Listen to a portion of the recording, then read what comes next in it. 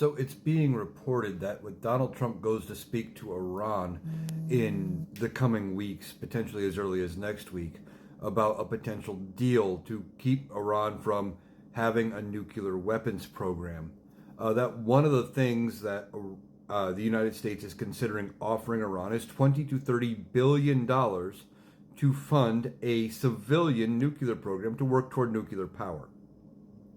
Now, there's a few things about this. One, I've said it in a lot of videos.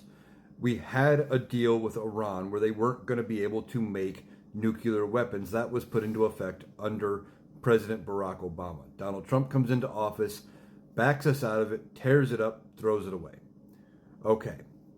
So we already had a deal in place, so we shouldn't need a new deal. But we needed one only because of Donald Trump's actions.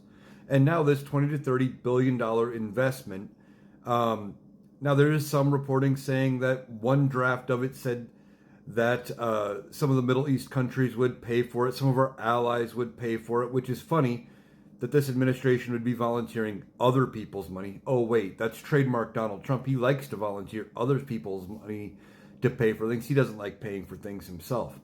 But 20 to 30 billion for Iran to have a nuclear program to make nuclear power, not weapons. But yet they're going through our budget with a fine-tooth comb from the government and trying to cut people's Medicare, Medicaid, food assistance, WIC, PBS, NPR. They don't want to fund any of that stuff here at home, but we can send 20 to 30 billion overseas. Now, for those people on the right who are going to say, well, aren't you for funding Ukraine and things like that? Yes. And ideally, this wouldn't be maybe a bad investment if it's going to prevent us from going into a war with a country that has a nuclear weapon and it prevents us going into a war. Sure. My complaint is not the expenditure of the money.